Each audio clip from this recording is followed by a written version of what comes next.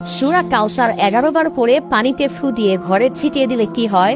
এই আমলটা যদি আপনি জানেন তাহলে আপনি কখনো এই আমলটা ছাড়বেন না। সূরা কাউসার হচ্ছে পবিত্র কোরআন কারীমের ছোট্ট একটি সূরা। 114টি সূরার ভিতরে 108 নম্বর সূরা হচ্ছে সূরাতুল কাউসার। মাত্র 3টি আয়াত রয়েছে সূরার ভিতরে। যদিও সূরাটি ছোট্ট, তবে এর ফজিলত অনেক বেশি। আপনি যদি সূরা কাউসার 11 বার পড়তে পারেন, কিভাবে আমল করবেন আমি বলে দিব।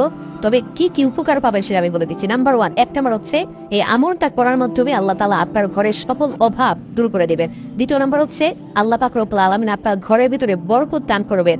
এবং 3 নাম্বার হচ্ছে দুশমন থেকে আল্লাহ তাআলা আপনাকে মুক্তির ব্যবস্থা করে দিবেন।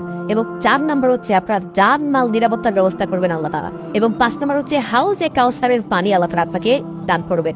কেননা এই সূরা কাউসারের ভিতরে ইন্না আতাইনাকাল কাউসার, হাউজে কাউসারের ব্যাপারে আল্লাহ পাক রব্বুল আলামিন বলে দিয়েছেন যে এটা নবী সাল্লাল্লাহু আলাইহি ওয়াসাল্লামকে আল্লাহ তাআলা হাদিয়া দিয়েছেন হাউজে কাউসার।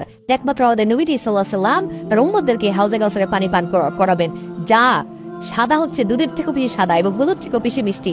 একবার যে পান করবে 500 বছর ধরে তার কোনো পানি তৃষ্ণা লাগবে না। এটা আপনি কিভাবে আমল করবেন? এই আমলটা হচ্ছে আপনি প্রথমে ওযু করে আপনি 3 বার দুরূদ শরীফ পড়বেন।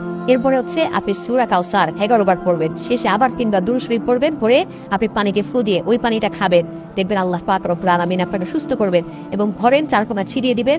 ওই ঘরের ভিতরে অভাব থাকবে না, ঘরের ভিতরে অভাব দূর হয়ে যাবে, বরকত চলে আসবে এবং দুশমন কোনো ক্ষতি করতে পারবে না। কেননা এই সূরাটা এমন সময় নাজিল হয়েছিল, নবী সাল্লাল্লাহু আলাইহি সাল্লামকে যখন কাফেররা গালি দিয়েছিল, যখন তার সন্তান দুনিয়া থেকে বিদায় নিয়েছিল, তখন বলেছিল মুহাম্মদ হচ্ছে নির্বংশ। তখন আল্লাহ পাক রব্বুল আলামিন আয়াত নাজিল করেছেন যে ইন্না শানি আকা হুয়াল আবতার, যে তারাই হচ্ছে নির্বংশ যারা আমার নবীকে গালি দেয়।